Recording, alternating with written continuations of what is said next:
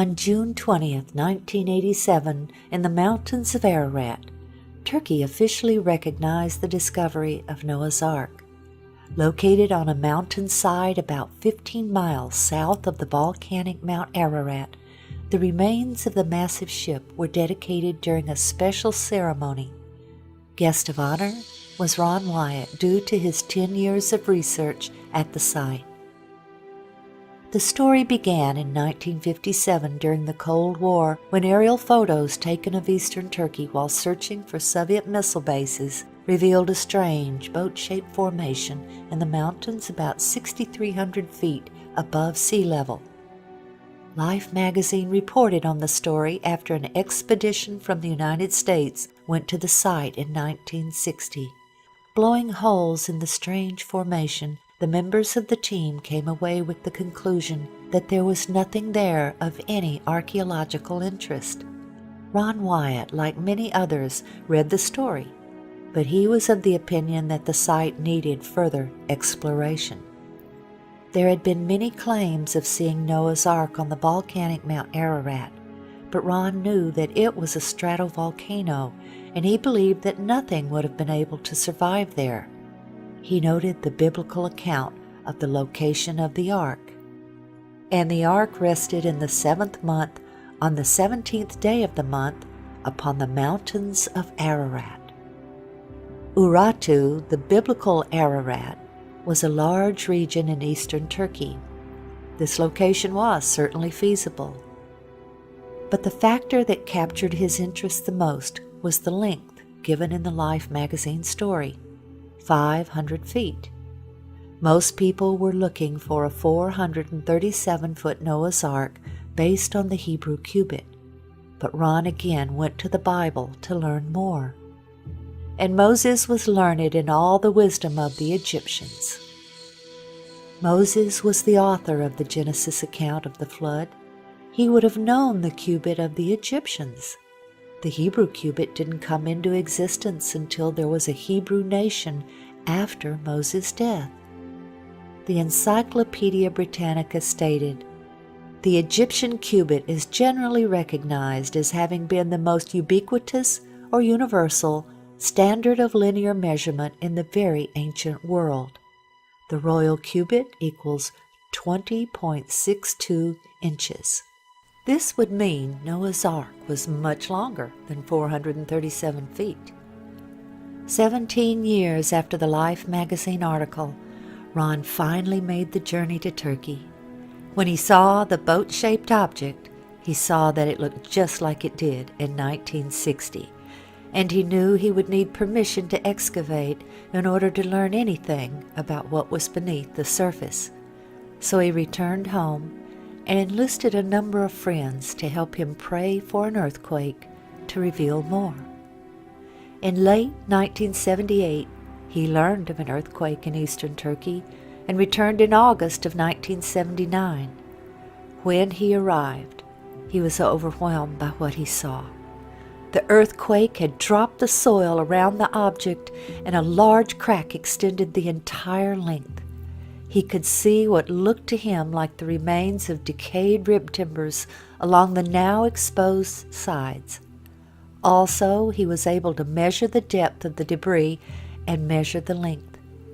It was 515 feet, or exactly 300 Royal Egyptian cubits. He was now convinced. He carefully combed the surface, looking for evidence that it was a shipwreck. He saw what he believed were petrified structures of an ancient ship whose deck had collapsed.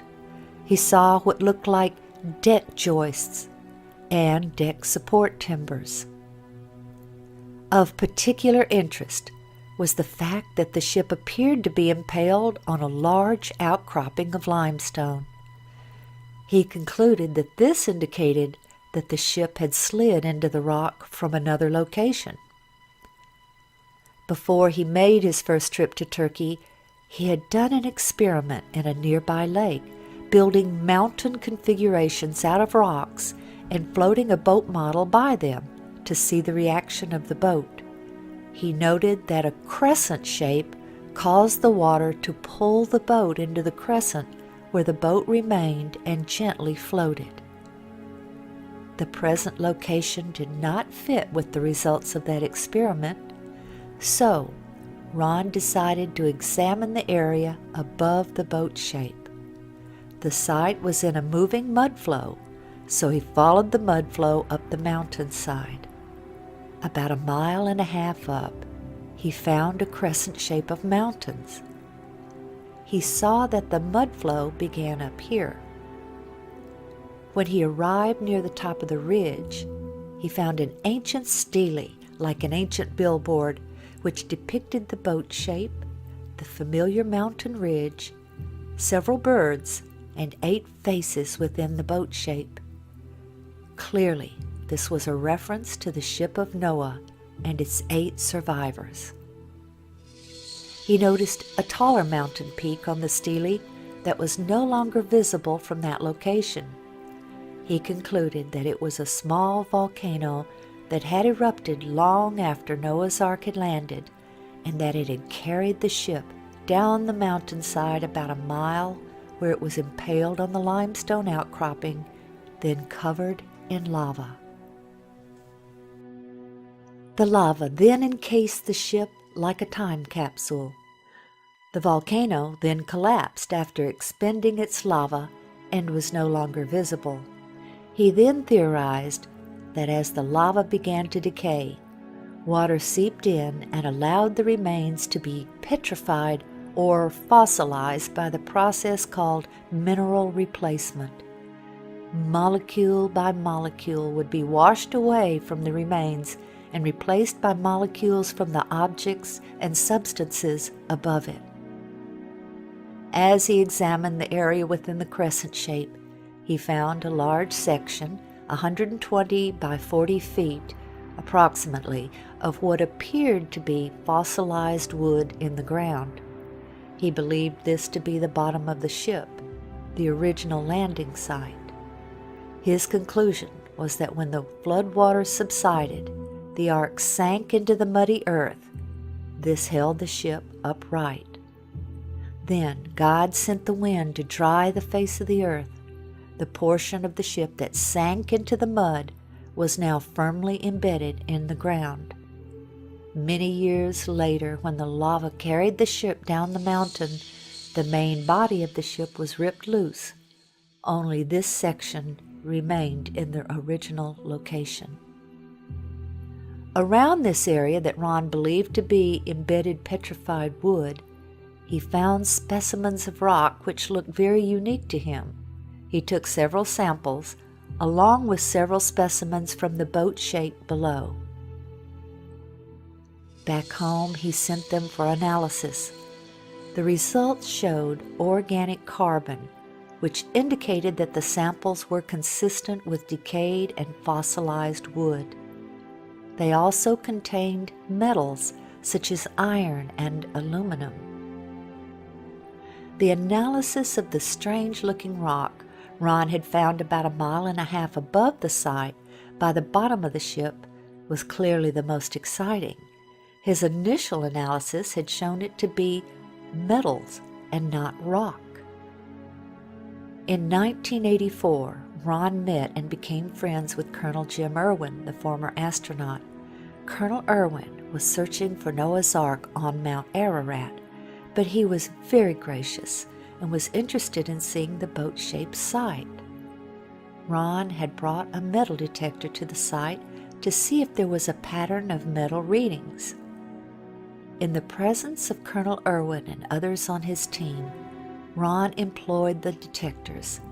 He found distinct metal lines down the entire length of the object, while no metal readings were obtained just outside of it. Ron asked Colonel Irwin, who had impressive scientific community connections, if he could have the strange specimen tested. Colonel Irwin sent the specimen to Los Alamos National Labs, where geophysicist John Baumgartner performed the analysis. The results of that analysis captured Dr. Baumgartner's interest. The specimen contained manganese, Also titanium and aluminum, among others, and these were not in the form found in nature. Due to the sophistication of the metals, he questioned whether a missile had crashed on the mountainside and Ron had found the remains. The exciting evidences of the metal lines and the analysis of the specimens brought two new researchers into the work. Dr. Baumgartner and David Fassel, a marine salvage expert who knew all about ships and their construction. They both joined the team. Oh, look at that. Oh, well, wait a minute. Wait a minute, let me get a close-up of that.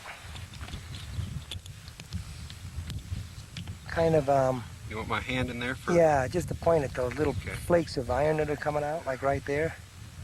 There and there. Huh. That's a strong reading. Hmm. Well, I'd save those frames right there. okay. Keep walking. Do you want a measuring tape to measure these things, how far apart they are?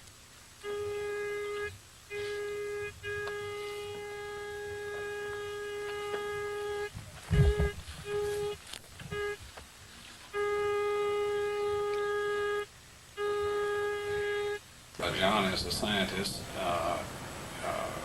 might I take the liberty here to ask you, do you really honestly believe that you have been on the remains of Noah's Ark?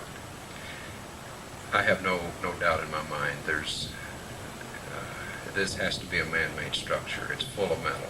The metal has a regular pattern to it, and the size of the thing and the shape of the thing is such that it's almost certainly a large boat. Dr. Baumgartner and Ron scanned the entire site with 3 different types of metal detectors. Placing rocks at each metal reading, they then attached tapes to show the lines.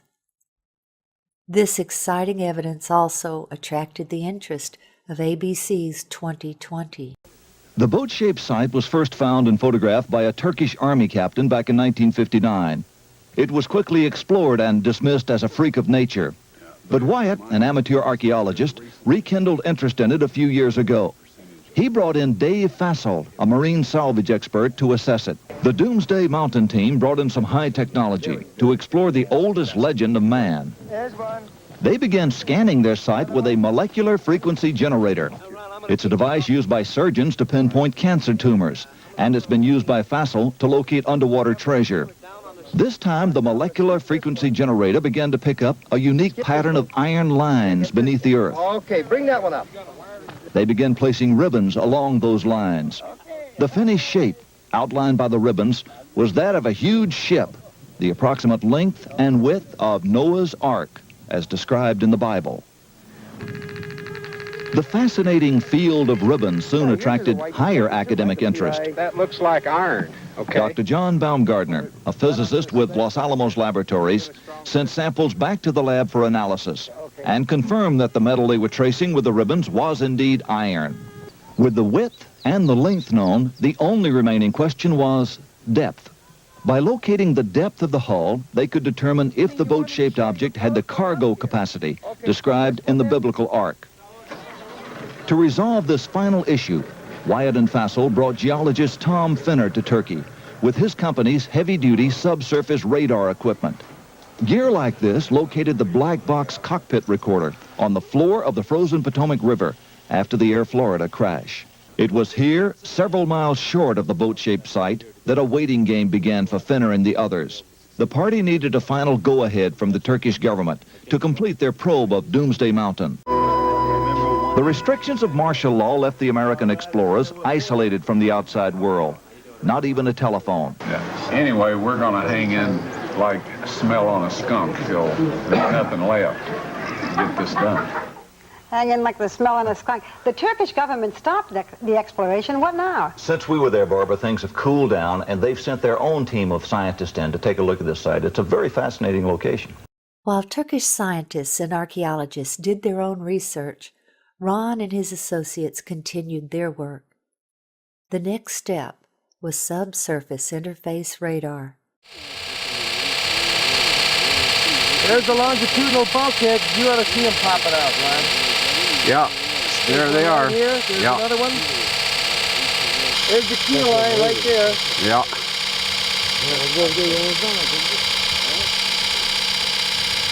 Oh, Ron, the lines are there. The lines are there. Okay, we're gonna walk over, Yeah. take a look. Leave it running so everybody knows that we're not cheating here, right? You got it, Toby. Okay. Now, this is the west bulkhead. Okay, can you look through there and... All right, This is the west bulkhead. all right. That was over there. And he walked easterly. Here we start getting the longitudinal bulkheads. Here, here, here, here, here, here, here, here. Okay. Here. You see there how it shows up? Right. The initial scans were very impressive, showing internal structure consistent with bulkheads and rooms. But to be sure they were interpreting the data correctly, Ron took the scan printouts to Geophysical Survey Systems, the developer and manufacturer of the radar. This data does not represent natural geology. It's a man-made structure. These reflections are occurring very periodic, too periodic to be random natural type interface.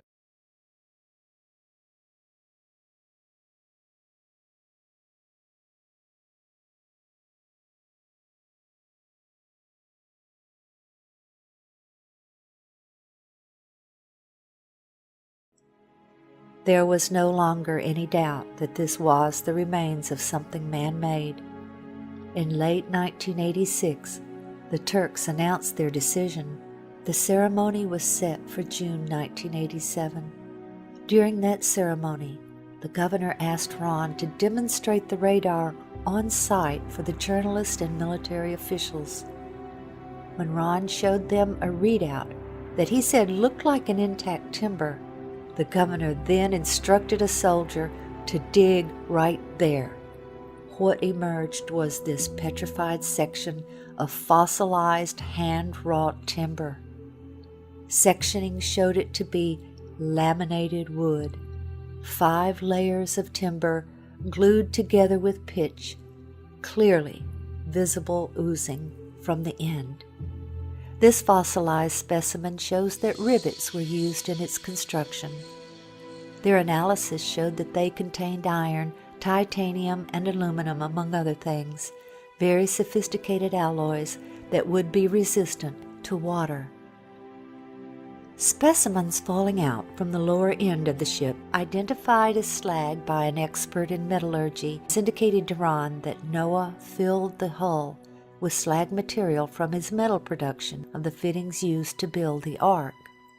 More complete radar scans revealed a ship, although damaged and collapsed in places, of very intelligent, modern design with a ramp system at the door which led to each level.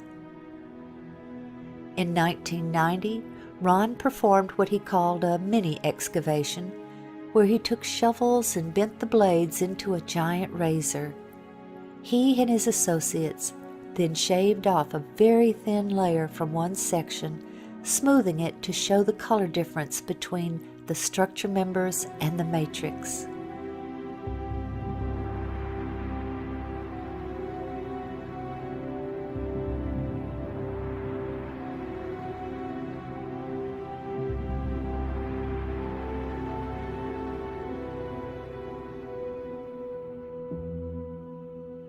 By faith, Noah, being divinely warned of things not yet seen, moved with godly fear, prepared an ark for the saving of his household, by which he condemned the world, and became heir of the righteousness which is according to faith.